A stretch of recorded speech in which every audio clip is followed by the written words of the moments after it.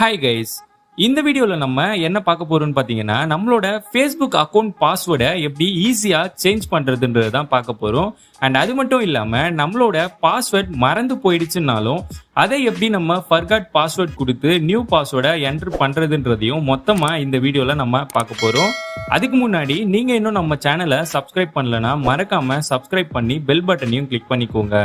And ஃபேஸ்புக்லேயும் பார்த்தீங்கன்னா நம்மளோட YouTube page இருக்குது. அந்த பேஜையும் நீங்கள் ஃபாலோ பண்ணிட்டீங்கன்னா வீடியோஸை பார்த்துக்க முடியும். நீங்கள் ஃபேஸ்புக் ஓப்பன் பண்ணதோ ரைட் ஹேண்ட் சைட் டாப்பில் இருக்க 3 டாட் பட்டனை கிளிக் பண்ணிக்கோங்க. அண்ட் இங்கே மெனுவில் பார்த்தீங்கன்னா செட்டிங்ஸ் ஐக்கான் கொடுத்துருப்பாங்க. அந்த ஐக்கானை நீங்கள் கிளிக் பண்ணிக்கோங்க. இதுதான் பார்த்தீங்கன்னா நம்மளோட பர்சனல் அக்கௌண்ட்டோட செட்டிங்.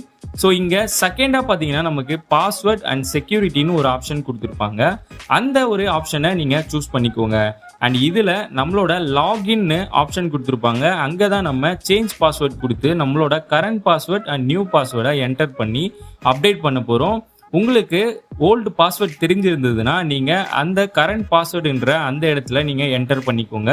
அண்ட் நியூ பாஸ்வேர்டுன்ற இடத்துல உங்களோட நியூ பாஸ்வேர்டை என்டர் பண்ணி நீங்கள் பாஸ்வேர்டை அப்டேட் பண்ணிக்க முடியும்.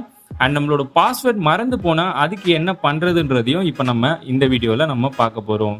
இங்கே உங்களோட ஐடி ஆல்ரெடி லாகின் பண்ணியிருந்தா நீங்கள் டைரெக்டாக ஃபர்காட்டன் பாஸ்வேர்ட் கொடுத்து உங்களோட மெயில் இல்லை மொபைல் நம்பருக்கு பார்த்தீங்கன்னா ஓடிபி வரும். அந்த ஓடிபியை நீங்கள் என்டர் பண்ணி ஈஸியாக மாற்றிக்க முடியும்.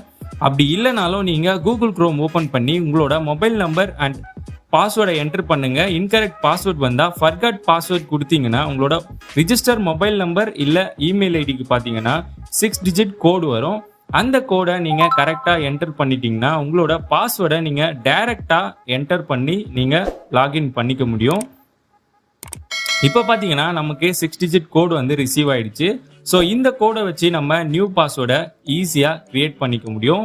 அண்ட் கிரியேட் பண்ண முடிச்சதுக்கு அப்புறம் பார்த்தீங்கன்னா நம்ம இதுக்கு முன்னாடி லாகின் பண்ணியிருக்க எல்லா டிவைசஸ்லையும் ஸ்டே லாகின் பண்ணணுமான்னு கேட்கும். நீங்கள் அதை கொடுத்தா உங்களோட லாகின் டீட்டெயில்ஸ் எல்லாமே அந்தந்த டிவைசஸில் அப்படியே இருக்கும். இல்லைனா நீங்கள் ரிவ்யூ அதர் டிவைசஸ்ன்றதை கிளிக் பண்ணி யூஸ் பண்ணிக்க முடியும். இந்த வீடியோ உங்களுக்கு பிடிச்சிருந்தா மறக்காம டெக்ஸ்லைட் தமிழ் சேனலுக்கு சப்ஸ்கிரைப் பண்ணிக்கோங்க. அண்ட் பெல் பட்டனையும் மறக்காம கிளிக் பண்ணிக்கோங்க.